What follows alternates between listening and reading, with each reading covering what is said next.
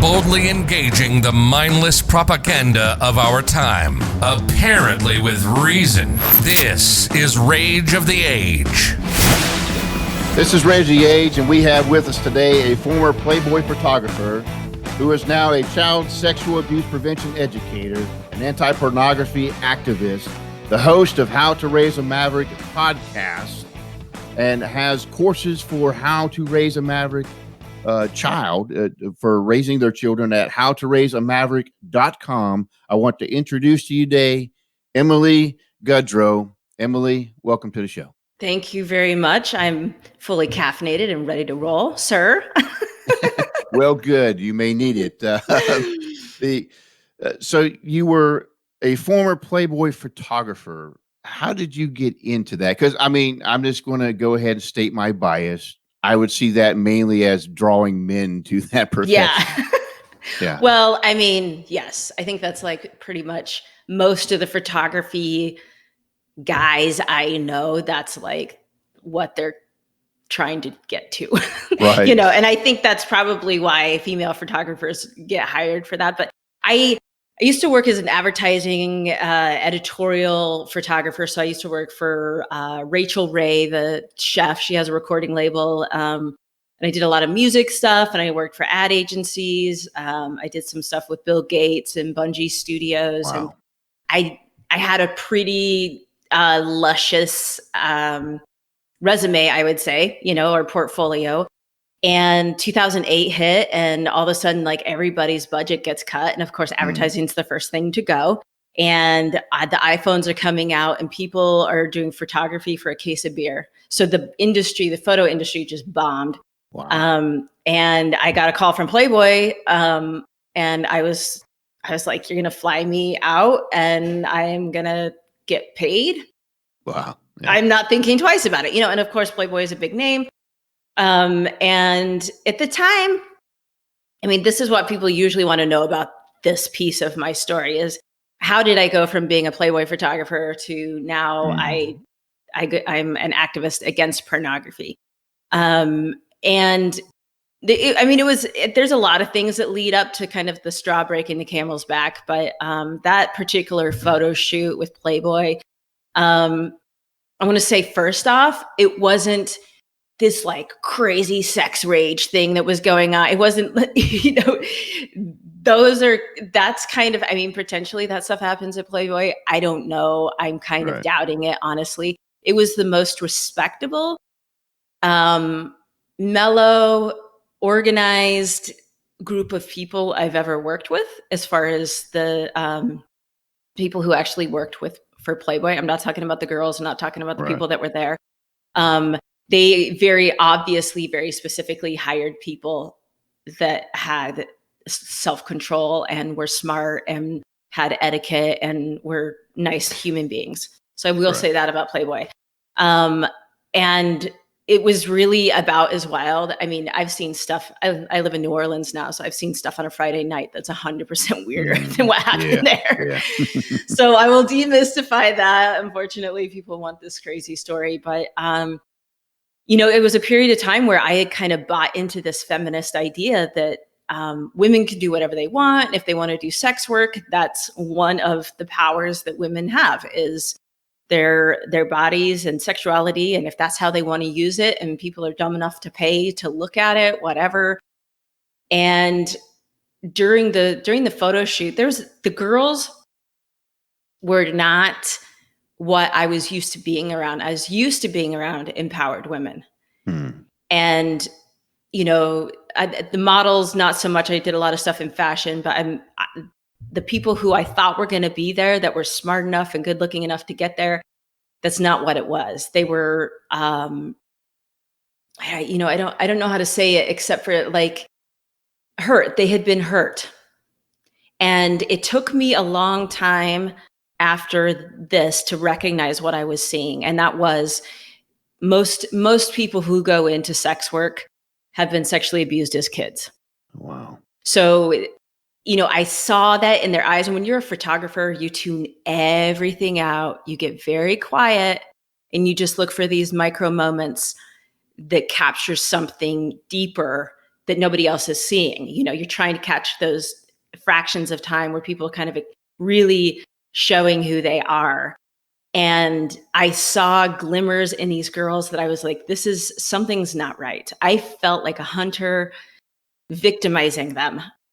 And it wasn't until years later that I realized exactly what that was. And now I can see it from a mile off. It's trauma from sexual abuse. Wow. Absolutely. So yeah, I guess the impression, at least that's put out there on the cover, is that, as you said, these are liberated women, empowered, Yeah.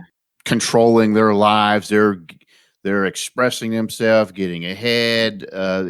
This is exciting thing, whatever it's sold as. But what you saw on the absolute inside, at their very soul, was a victim just kind of rolled into something that maybe they don't want to be a part of.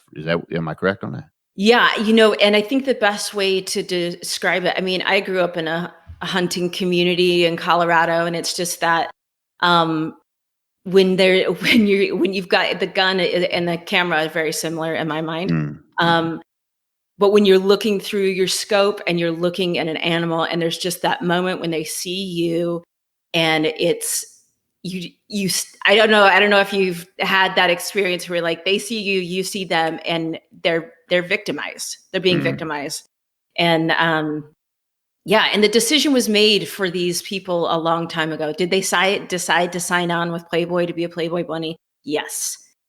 But that decision to set them on that course was made for them long before Playboy called them, So I just, I had been on enough fashion shoots. I had edited enough women's bodies online, not online, I'm sorry, in like Photoshop, and cleaned stuff up and gotten rid of, kind of transforming these women into traditional beauty, manipulating it that way. And I was like, I'm out. I'm done. I got home. I put I sent the photos out, put my camera away, and I never picked it up again. So in essence, what you saw is you're taking the shell of a woman and you are beautifying it to something that is absolutely not what she is. Yeah. And it's also taking advantage of somebody has a weakness. They have a weakness because their sexuality was taken, and they were taught that this isn't just yours. This is for everybody. This isn't, your body isn't yours. And making money off of that. And I made money off of taking that from these girls. I mean, there was one specific girl that I just haunts me still, and that was a huge catalyst. And then, I mean, it took me years to kind of really piece all of it together and get motivated to do something about it. Mostly after my daughter was born. And then I was like, all right, what's going on? It's not getting better. Who's going to do this? Nobody's doing it. And the sex education in schools isn't helping. Our culture is getting more and more and more pornified, to the point where I'm like, and you hear these reports of in hospitals, young girls are coming in with damages to their body because of the extreme sex that they've had done to them, or they're trying. They're damaging themselves to where they're going into ER.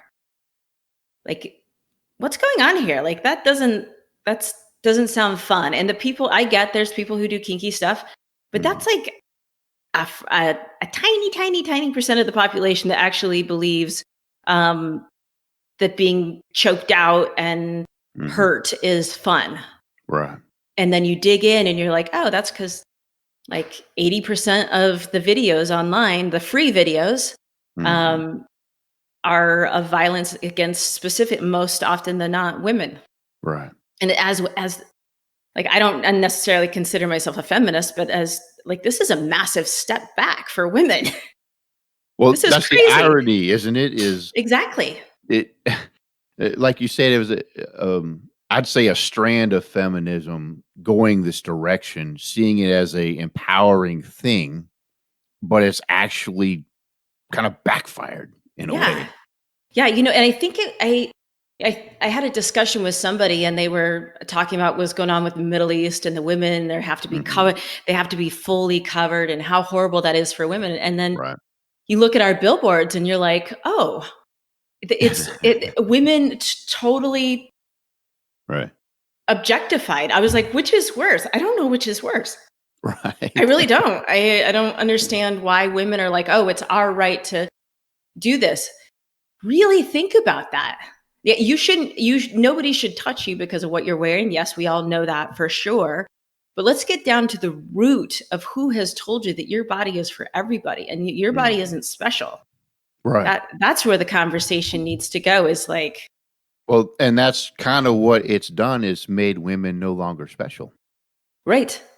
Right. And especially a natural body isn't special. And this is, Right. I had actually didn't publish this episode, but there was a gal that wanted to talk to me, a high school girl that wanted to talk to me about what was going on in the schools and stuff like that. And Right. I ended up like having her share more than she probably should have. So I was like, I'm just going to nix it. But I was like, so who, are kids in school watching pornography? Like, who watches the pornography at school? And she's like, everybody. Wow. And I said, don't you think it's weird that people are watching people have sex instead of actually having sex? Like, isn't that strange? Isn't that weird to you that it's this voyeuristic thing has been accepted instead of having sex? Teen sex is down. Everybody's like, yay. I'm like, wait a second. This is a normal human experience. Do we want our kids pregnant and having STDs, all that stuff? Hell no. But they're watching violent pornography and escalating violent pornography instead of actually having a relationship, being intimate in a relationship, like learning, having a first love, having a first kiss. And everybody's cheering them on. Oh, teen pregnancies are down. Okay. There's multiple facets to that. It's not one-sided. It's not this like blanket success. Kids are watching porn on the school buses. And they're sharing videos of each other and they're blackmailing, and kids are committing suicide because images of them are being passed around. I mean, it's just, I'm like, can we go back to worrying about kids getting pregnant, please? I mean, I'm sure that's still a worry. I don't know. Well, I mean, yes and no. We've definitely stacked up the Yes. the things to deal with at that age. Yeah. Greatly magnified. Yeah.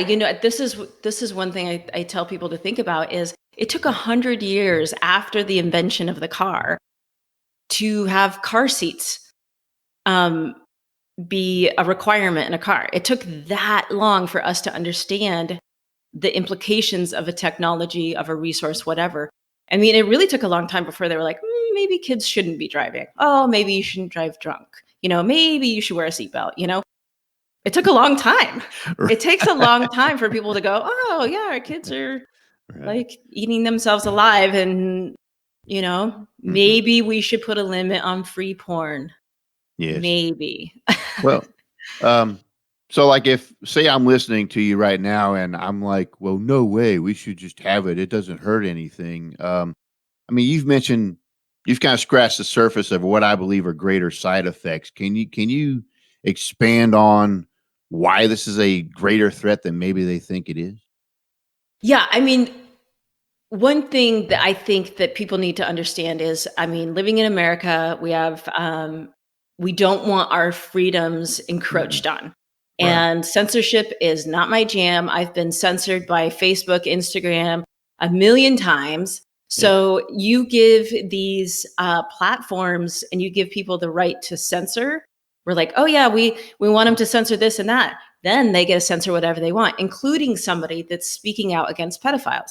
So why I got censored, I don't know. Twitter just now started limiting, it's called MAPS. It's like minor attracted person content, pedophilia. They just now decided that maybe they shouldn't allow that kind of content on. Wow. Can you imagine sitting in that room? Like I vote to allow pedophiles to be. Oh my gosh! I Like, picture how do you him make like, eye contact in you the know, hallway? I picture him like, smoking dope and laughing and throwing darts at a map or something. And I know, and that's what came out or something, right? Yeah, exactly. Executive That's decision. Yeah, good insanity. job. I don't Yeah, know. but one of the biggest things about the pornography issue is I don't want to say that I'm against the pornography industry. I want to say that the first thing I would love for people to pay for the pornography, use a credit card, even if it's a nominal amount, to access pornography. That's the only way we're going to keep little kids Hmm. from seeing it. The impact on kids' minds. I've seen pornography. I'm not out, joining the sex circus or anything like that. It's different abilities. It's like alcohol or anything like that. Your body isn't capable of processing it until you get to a certain age. Like we have 1-year-olds can't have honey. There's just certain things that their bodies and minds can't compute. So one of the things I deal with on a regular basis here is parents who a kid has seen pornography and acted it out on another kid. So now Right. now you're dealing with the sex offender registry. Mm-hmm. And if they don't know what to do, because they're like, if we report it, if we do this, like, how do we handle this extremely difficult situation? Because once you are on the sex offender registry, you are always on it. You don't Right. get you're not taken off. And this varies from state to state, and laws change all the time. So there may be some differences in that, but you can be as young as 7 years old and be on the registry Right. And for now lasts you for your rest of your life. to the day you die. Yes. Right. And my problem with this is, and I warn especially young men, you're out at a concert and you decide to urinate next to a tree, you're a sex offender. You could be put on a sex offender registry. It's very difficult to get jobs. Mm-hmm. You can't live anywhere. I mean, where you can live is extremely restricted. You can't stay at a homeless shelter. So you've got sex offenders living on the streets. It's just Right. it's kind of a mess. And everybody wants to go and like do this lynch mob to the sex offenders, and it's like, I might agree if I knew Right. if The I knew what they circumstance. did, Yeah. Yeah. Right. And a friend of mine in Albuquerque went skinny dipping on a full moon in a golf course, and she's a sex offender now. Right. I mean, come on. That's Well, just that demonstrates to me that we have an incoherent view nationwide on how we view sexuality. yeah. Someone urinates at a tree, sex offender. You know, runs naked on a golf course, not the best life decision. No. But now they're Well, a it sex was at night. offender. It was at Right? night. Yeah. So At yeah. least it was night. I mean, I I, mean, I skinny dipped when I was a right, kid. I thought right, back and I was like, man, I've done stupid. right. I've gone in an alley and peed after a concert. Right. But then you have this material out there advocating, usually, like you said, for free, sexual violence in, violence and sexual activity. Mhm. It's just everywhere. It's like sex is on the movies. They could run naked in the daytime on a golf course and get laughter in the theater. Mhm. But then if someone does it at nighttime, you're a sex offender for life. Right, right. We punish people for random things, but we just allow carte blanche when it comes to this thing here. Well, this is an interesting thing that came up is I can't this is bad that I can't remember. I can't remember if it was in the US or the UK.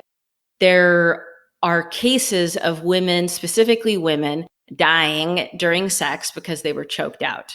Wow. And there was one particular case. I mean, the lawyers go and they say, "Oh, this was just kinky sex gone wrong." That's like the biggest bunch of honky I have heard ever.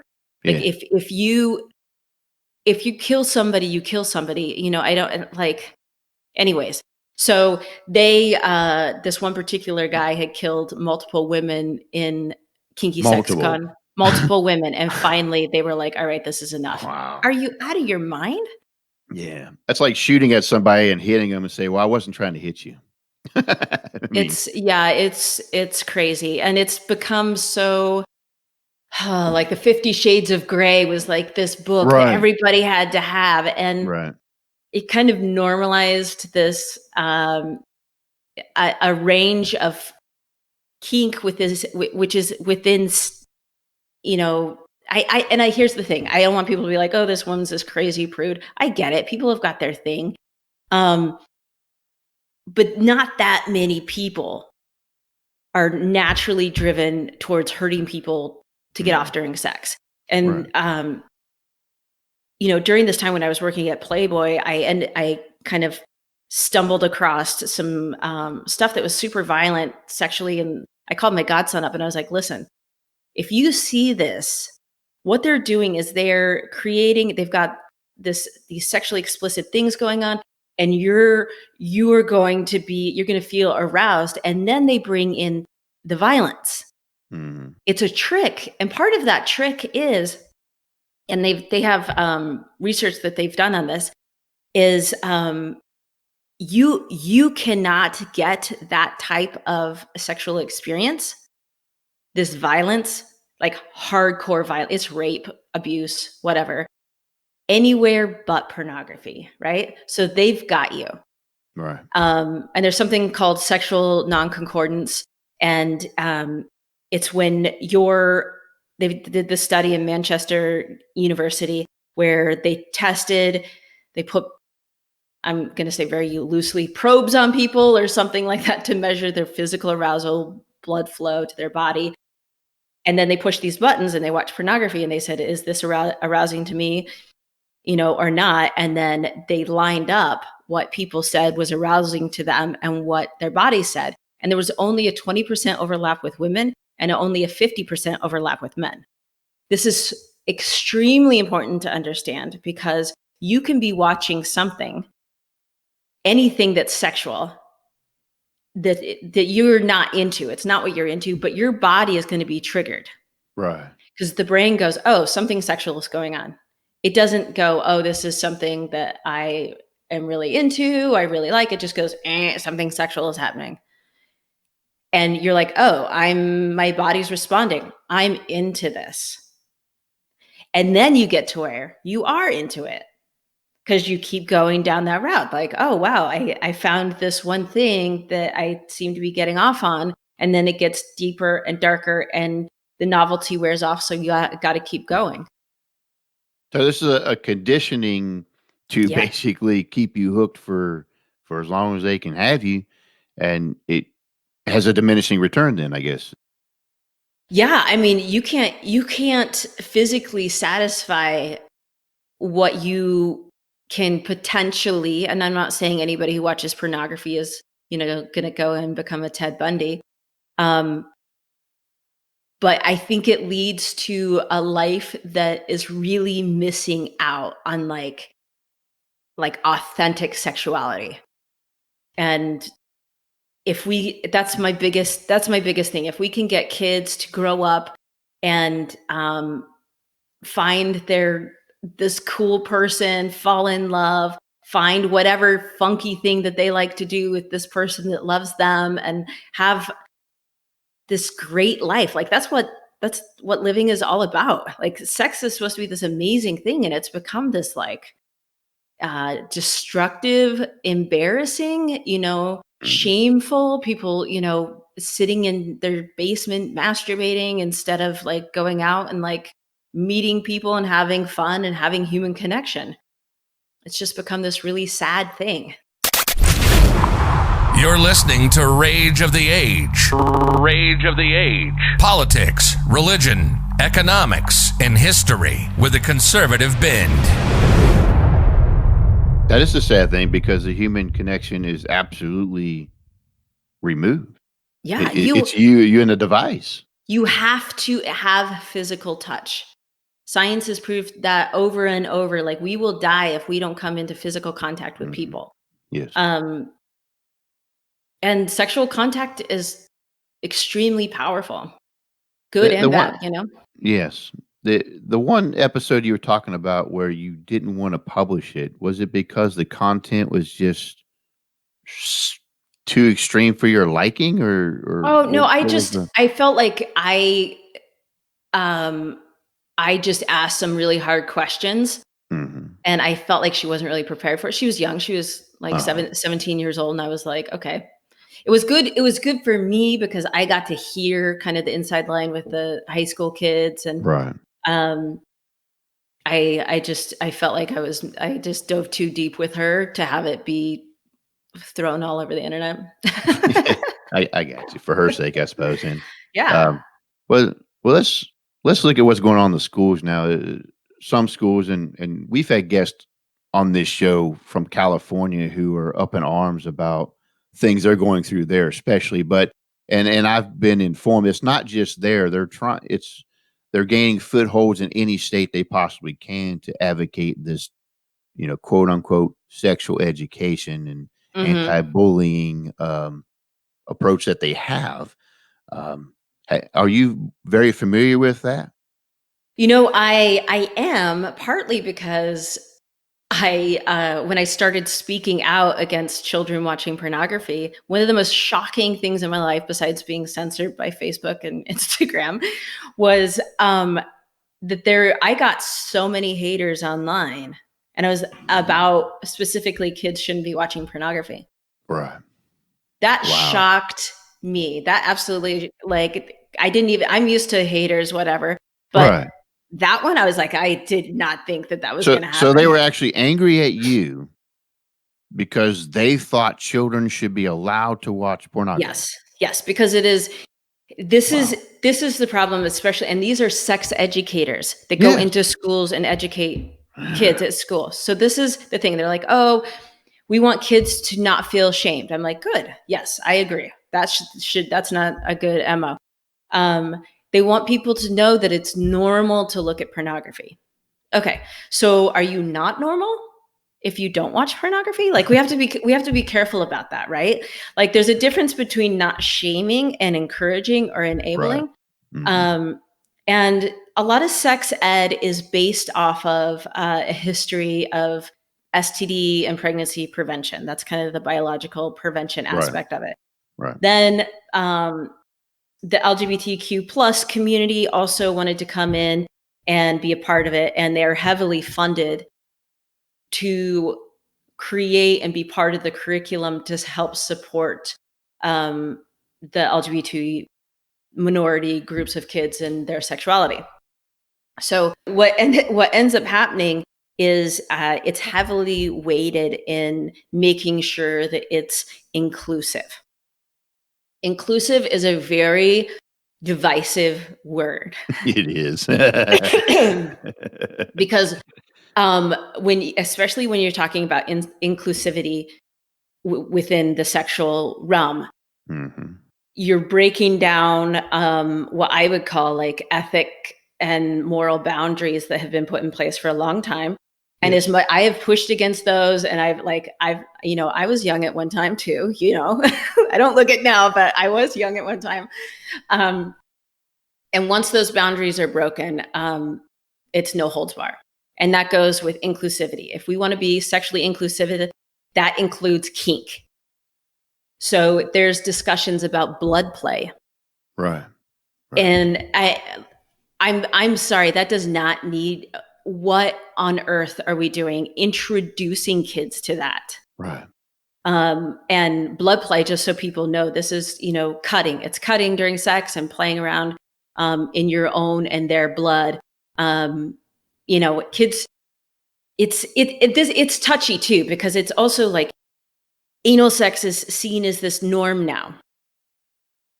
Um, and so, as much as I don't want kids being taught how to have anal sex, I also know that this is a serious problem because kids are getting hurt. The pornography has taught them that this is like the first move, that this is totally normal. This is what everybody does. It's not what everybody does. It's not what everybody enjoys. Right. And it's like that part of it's a little bit of a catch-22. But the pornography piece, they say it's a safe way for them to explore their sexuality. They're not going to get STDs. They can explore bisexuality or whatever within that.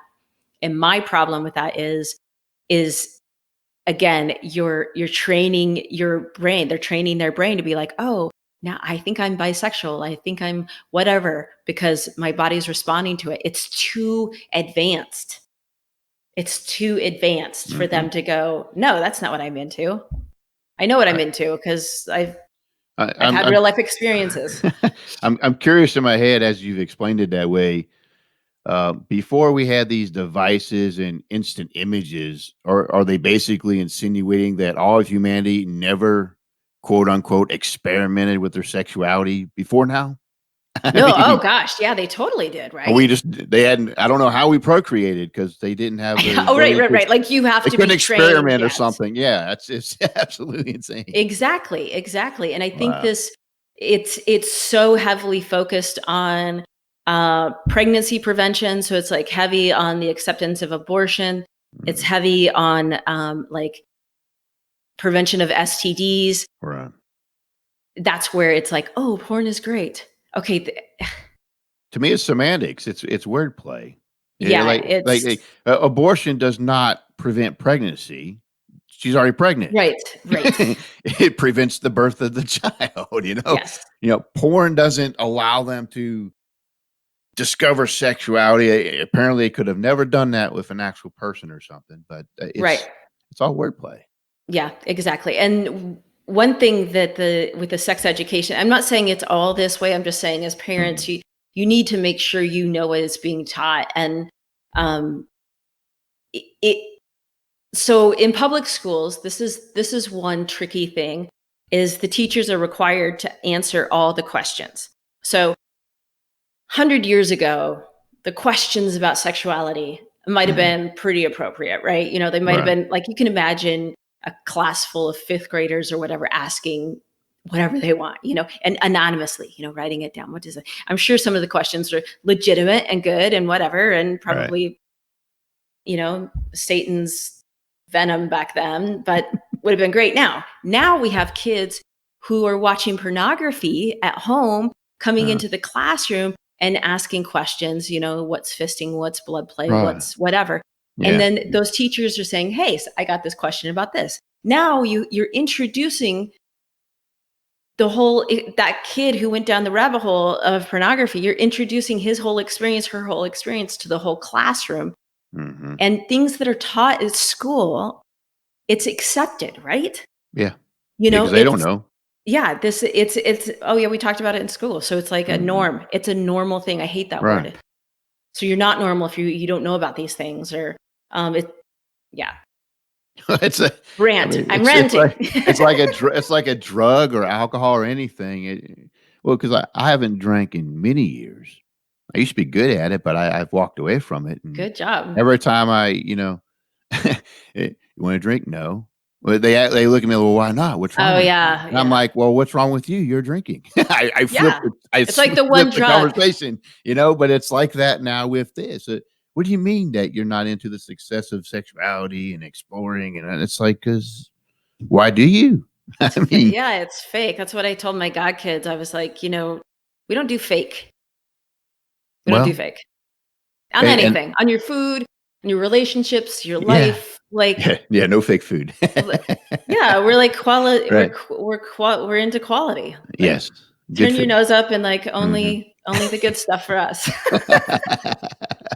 But I guess again, that's some of the irony of the whole situation is trying to find out who you are through experimentation, and you can't know until you, I don't know, stumble upon it. But at the same time, it's defended because of someone's identity to protect identity. It's like one big whirlwind of a circle. Do you know who you are or not? Can we ever know who we are or not? And it's like, no, you can't. But unless you feel threatened and no, this is me, this is my identity. Well, how do you know? You're still stumbling onto it. Well, and that's part of the human experience too. If we right now, especially with the gender studies in school, I don't mind that the school is saying that people are different, that, because we have some really serious cases of people that are non-cisgender being tied to fences and killed. I mean, that's a problem. That's a big problem. And I have to say that that's where we ended up, where it's like this the floodgates have opened on the gender discussion. But kids are feeling like they need to label themselves, that they're pansexual, I'm bisexual, I'm whatever. When those labels are specifically used within it's like the civil rights, getting rights for the LGBT community, there needs to be those micro labels to have laws to protect them. And it's infiltrated into the schools and to the kids where, I don't know, I always think about those, in Japan, they have these little molds that they put over the fruits and vegetables so they grow into certain shapes, like watermelon. Really? They grow, they put these plastic molds around so the watermelon grow into cubes so they can stack them in and ship them better.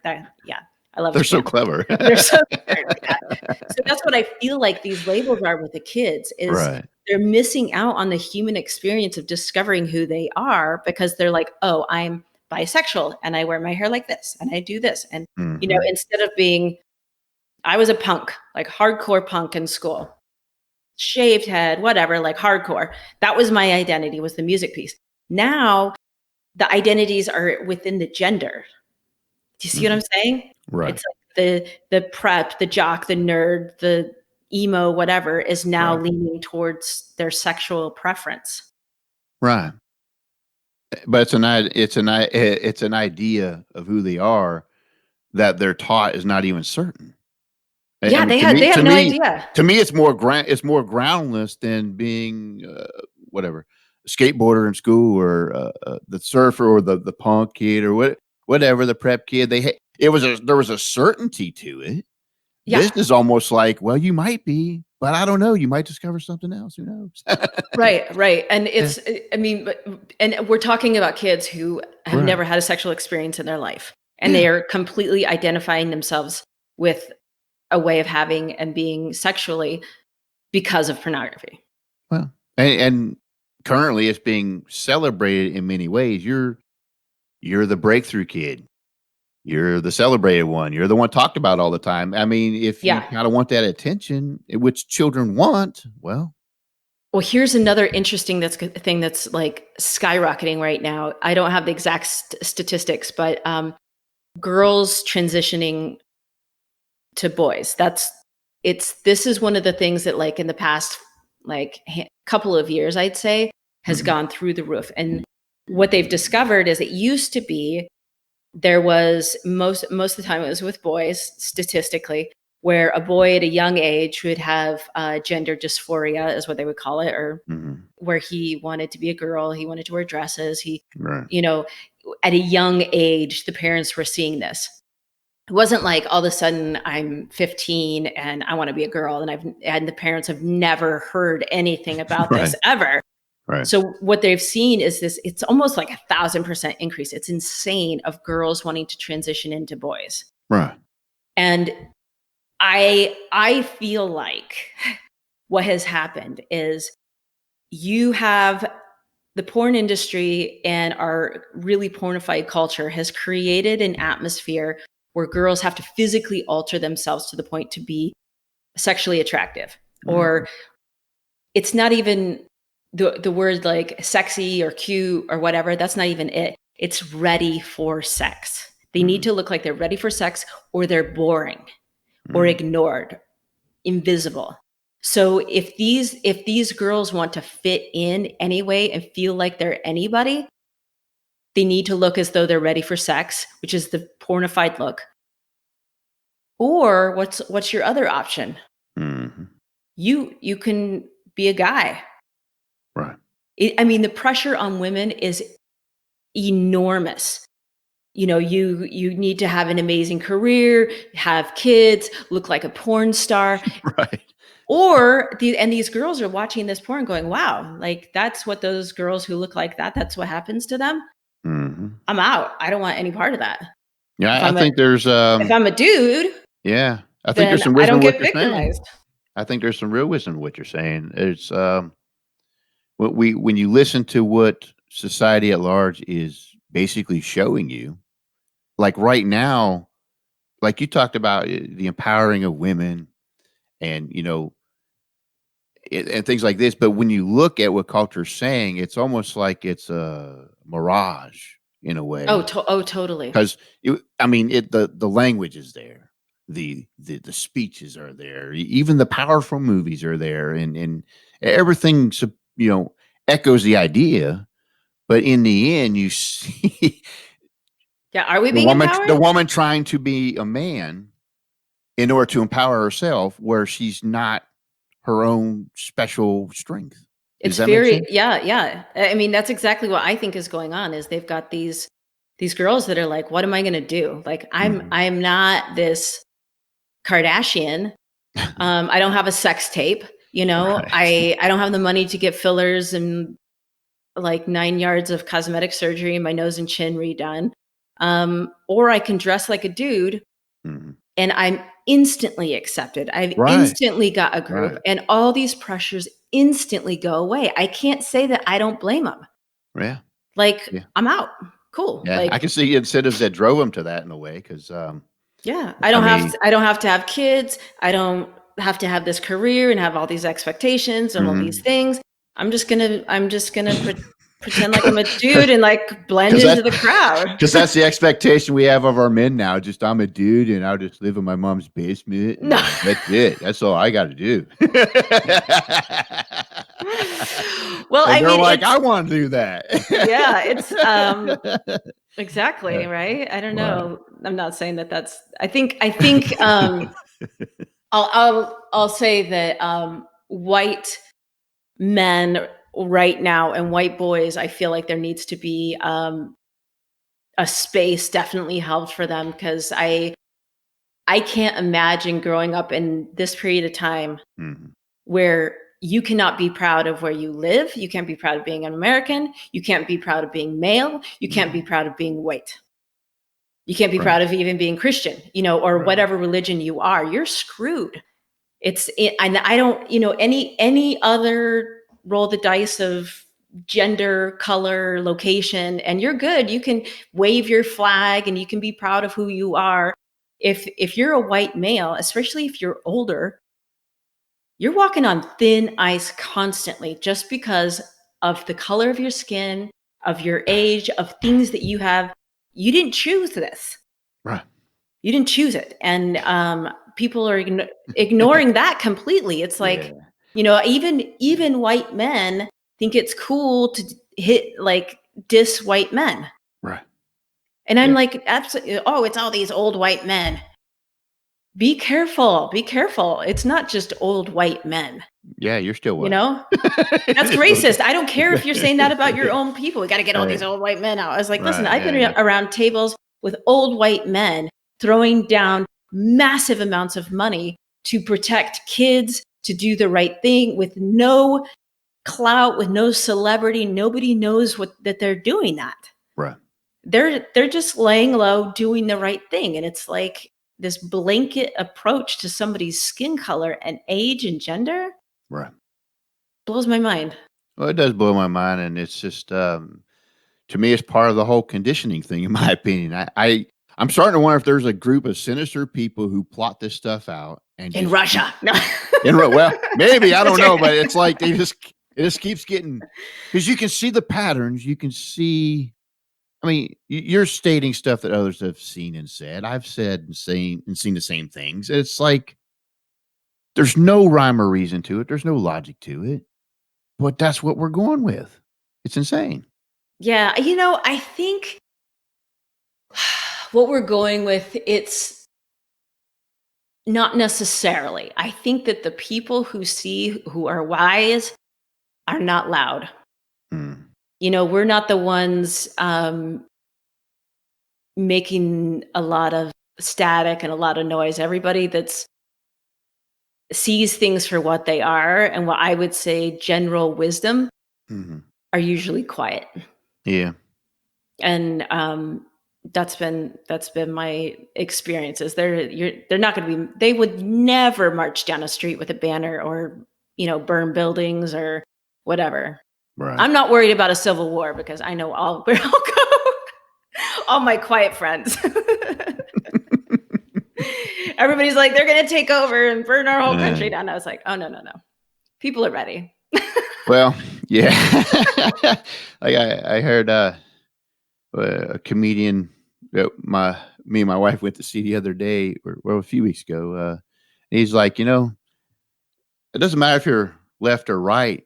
I want to be on the side where it has the guns. Well, As can a- we just uh, say nobody is talking about gun control right now? right. I haven't heard I'm anything surprised. about. Well, no, because Yeah. everybody's arming. Yeah. Everybody. Everybody's arming up. It's Hmm. like we've got a potential civil war coming. Hmm. Nobody's talking about. And I mean, we have, regardless of how you feel about it, we had police potentially overstepping their bounds. So people are like, all right, let's go. Yep. I'm against guns unless they're mine. Is what we come to. All right. Exactly. Emily, as we close out here, again, go over real quick your website and the things that you offer for parents to talk with their kids. Yeah. So if you Google how to raise a Maverick, that's where you're going to find all of my stuff, my podcast, and I've got some free resources. One is it's called a digital lockdown. I need to change that name since the whole COVID. That doesn't sound appealing at all. Is that pre-COVID? Yes. But it's how to make sure all the devices are safe and all that kind of stuff. I mean, it's more essential now than ever. I'll change that name just for you guys. And then one is about, what's normal sexual behavior for kids. Sometimes we jump off the deep end and go like, oh my gosh, my kid's doing this crazy thing. When it's like, no, actually, that's totally normal. Or they're doing something that might, need to dive in deeper. Maybe they have seen pornography. So I do online coaching, and I also have a course called Young, Wild, and Safe. And that's the main gist of that is I'm a free range parent. So I'm all about kids like going out into the real world. But how do we keep them safe and also not inhibit their experience in the world? So it's all nature based. I think it's really good. I know it's really good. Well, good. And everyone else can now know. No. Emily, it's been a real joy talking with you today. Thanks for being on the show. All right. Thank you. You're listening to Rage of the Age. Rage of the Age. Politics, religion, economics, and history with a conservative bend. Welcome to the essay segment today, and I really enjoyed the conversation that I had with Emily. And somewhere during that conversation, of course, we were talking about the teaching of sexual education in the school systems and, the ideas of people choosing to be a man or a woman and the different consequences. And, we've barely touched the surface, of course, but it got me to thinking again about this idea of identity and the idea of identity that is being subjective, where it's a relative identity. I mean, in all theory, it could technically work like this. This week, I'm a man, and you must treat me like that. Next week, I'm a woman, and you must treat me like that. And if I go back to being a man the next week, you must treat me like that. But I mainly want to talk today about a conundrum. Now, a conundrum is like a very difficult problem to solve. It's you have these competing conflicts where you don't know where to go because it seems both are wrong and neither can be right, but you feel you have to tackle the problem anyway to, keep going the direction you want to go, sort of thing. And this idea of subjective identity is definitely a conundrum. It's really a great demonstration of what it is to have unintended consequences. I mean, we do things, especially nowadays, and we never think about, what's this going to look like tomorrow or in a year or in 10 years? What is the next generation going to inherit from what we're doing? We almost never even consider what will this lead to. And I know what happens. If you are one of those people like me that you think out things, you try to forecast, you compare and check for coherency in what's being presented as a viable choice. And when guys like me and other people like me do that, you know what we get told? Oh, that's a slippery slope argument. slippery slope argument. Well, first of all, it's not an irrelevant argument if it's true, because it's based upon the idea of cause and effect. All right. It's not an automatic dismissal of something you don't want to hear. It just means these are the causes that I think are going to cause these effects. And you have to debate whether that's going to happen or not. It's a slippery slope, so we don't have to listen to it. That's absolutely insane. It's not very logical, honestly. But that's all right. I know that we live in a world where logic has taken a back seat. If I had my way, if something should be taught in school, it should be two things should be added back into the curriculum, something that we should do well. One of them is logic. The other one is rhetoric, where we can actually interact and discuss these different ideas in intelligent ways other than going, slippery slope. I mean, engage the idea. Can you do that? I mean, cause and effect. That's what we're talking about. That there are unintended consequences. We wanted to do this, but then it opened up a bigger box. It created a bigger monster and a bigger problem than what we thought we were getting. And there you go, unintended consequences.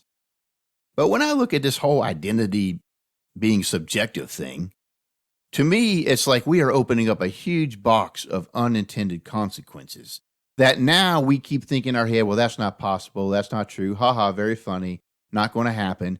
Well, that was once said about homosexual marriage. Okay. And then sexual education being forced down our children's neck by the government against your will. Ha ha, very funny. That's not going to happen. Well, here we are. All right. It's happening in real time. Unintended consequences. When you open the door for things, you have to look, what are you going to get with the whole package? Well, let's look at what we're going to get with the whole package in, I think, with this whole idea of identity being subjective. Choosing a personal gender by choice alone, we might think, well, what's the harm in that? It's not harming anybody. It's not harming anything. Well, I think there is a harm, honestly, to begin with, because you're entertaining something that's false. From the very beginning, if you're not entertaining the truth, then you're entertaining what's false. That's going to lead to bad things regardless. That's going to have negative consequences. I don't care how noble you think your approach is. The truth must be the truth. And here's a very serious example. If someone is like skinny as a rail, won't eat, either they're the kind that won't eat or they'll keep throwing up what they eat, and they're very emaciated, but they keep saying, I'm fat. I'm fat, I'm fat, I'm fat. And they starve themselves until they're nothing and they still think they're fat. Is that good? Should we embrace their subjective choice that, oh, you're so fat, I don't know what you're going to do. I think you should skip your meal tonight, because I don't want to offend you and tell you, hey, you're not fat, you're thin, and you need to get some help and maybe, add some nourishment to you. No, I'm just going to entertain your fantasy and say, yeah, wow, you're fat. Let's have a parade in your honor, right? No, I can't. I don't know. Maybe that will go to that consequence. Who knows? But that's another way of applying this principle to something that's a reality. That when something goes wrong and you embrace something that's not true, it can lead to deadly consequences. Now, let's look at this idea if it's expanded. This concept is spread out. We have, like I said, a conundrum. And the conundrum is really this, all right? How do you get everyone to live out their fantasies while protecting actual people with the actual identities? That's the conundrum. Another way of putting it is, how do we hold people responsible and show good judgment while allowing people to entertain their fantasies? That's really what this comes down to. That's the conundrum.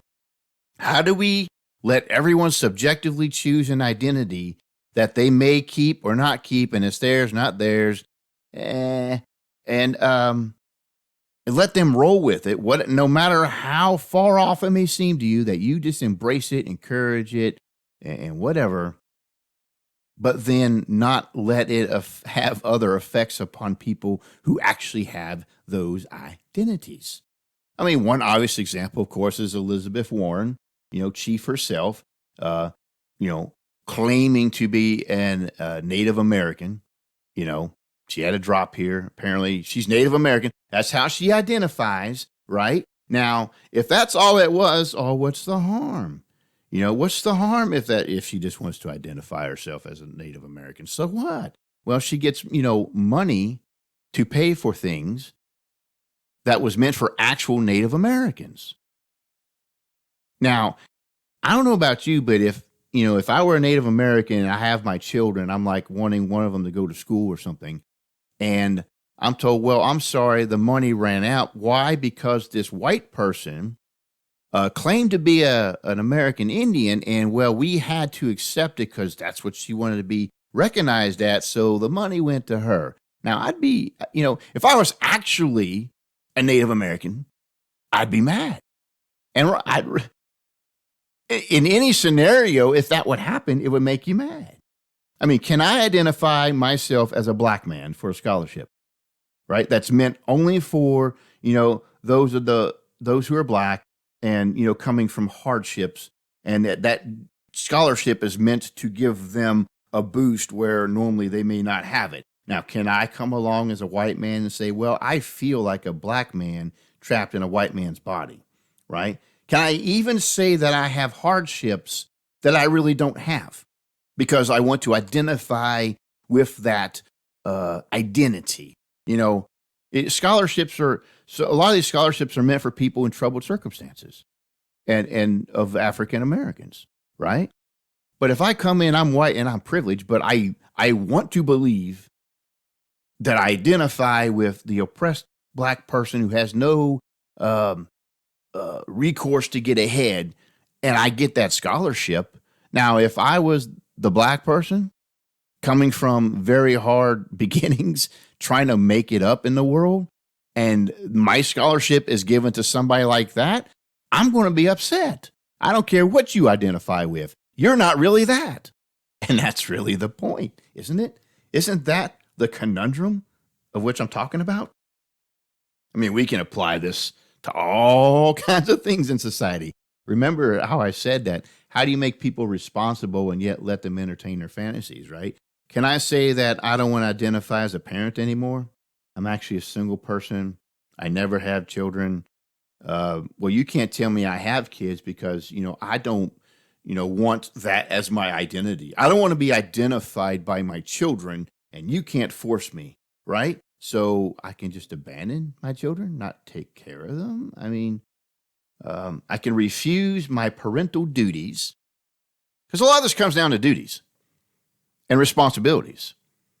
We have duties and responsibilities based on who we are as an identity. And, if I want to avoid these responsibilities, I can just say, hey, I no longer identify as a parent, and I don't want to be trapped by this identity of being a parent, and you can't make me, and it's my freedom and whatever. And, well, who suffers? You or the child? Well, your selfishness is what causes the child to suffer. That's really what it comes down to, right? I mean, of course, we do have an option. It's called abortion. If you don't want to be a parent, to slaughter your unborn, right? Just kill them, right? Do that. But let's say, you went through it, or you really wanted the child, but you changed your mind. You know what? I don't want my identity to be wrapped around my child. So I no longer want to be the father or the mother, and I'm going to walk away. I mean, wow. Maybe some of y'all endorsed that hearing this, but I think that's absolutely scandalous. It's ridiculous. You need to man up. You need a woman up. You need to take care of your children. The end. That's responsibility. And that comes with your identity of being a parent. But hey, if we want to live fantasies, though, if we want to become things we're really not, and we accept that as some kind of truth behind it, how do we hold people accountable for things? Let's say I'm a father and, I'm paying child support to a bunch of different children by different women because, I'm that kind of guy. Well, I don't want to identify as their father. I don't want to be their father, and you can't make me. In fact, I'm going to be a woman now, so I can't be the father, right? So therefore, I shouldn't have to pay child support. Now, there's the conundrum. Do you tell him he can't, no, we tell you your identity is you're the father of that child and you can't change it. Or do you let them go with their identity being subjective because, well, you've opened that box? Are you going to follow the unintended consequences, or are we going to actually draw a line and say, wait a minute, this is actually not right? That there's some there's some difficulty in going in this mindset. We need to rechange our paradigm. Now, I'm convinced we need to change our paradigms back to, a sense of normalcy. But doing that, of course, rattles people's cage. I mean, we see it now within feminist circles arguing against each other about this transgender issue. And it's crazy because, I mean, you even have the transgender community shutting down feminist speakers in certain locations because they don't like that they're speaking out against the fact that men are pretending to be women and want a special recognition, but they're men, not women. And then you have some feminists against, some feminists for. You have the transgender in their usual militancy, attacking to intimidate and shut down any opposition that they come against, right? Now, here's the irony. Picture this in what I'm saying.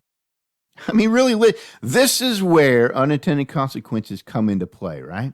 This is where using subjectivity to determine truth gets us in trouble. Listen to this now. You have men who are pretending to be women who are silencing women. You have men who are pretending to be women who are silencing feminist women. Now, if that is not the ultimate stroke of irony, I don't know what is. But you know what? We know how we got there through unintended consequences, using subjectivity as if it's a mode of truth when it's not true at all. I think we can really, I think we should just really go back to simple. We should go back to the obvious, what nature teaches us, what God has taught us, and what we know even from an early age from common sense if we don't have people indoctrinating us and encouraging us and kind of putting us in a corner to make some kind of special choice to be celebrated by. If it was just left to its own devices, I'd look at a woman, I say, that's a woman. If I look at a man, I say, that's a man. If a man has children, I say he's a father. If a woman has children, I say she's a mother. And when I look at them, I think they're parents and they need to act like parents and they need to raise a good home for that child. And when I look at a black man, I see a black man. I don't see a white man trapped in a black man's body. I see a black man, right? When I look at an American Indian, they're American Indian. When I look at a white person, they're white. Now, dreaming, well, I want to be different. You're not. You are who you are. And I think maybe that's where we need to start, accepting who we are. Why is there such a self-hatred that drives us to something else? And I think if we can learn to understand that, we don't need to thrive on that self-hatred, that we can embrace who we are. I have strengths, I have weaknesses, I have things I'm good at, I have things I'm not. There's expectations on me that others may not have and vice versa. But in the end, look, I should embrace who I am, right? For who I am, for what I really am, and go with that. I think that would cause a lot less stress on people being depressed trying to be something they're not than who they actually are. You've been listening to Rage of the Age. If you loved today's podcast, make sure to leave a review on the media you're listening through. Secure future episodes by heading over to rageoftheage.com and clicking the RSS feed button. Until next time, this has been Rage of the Age.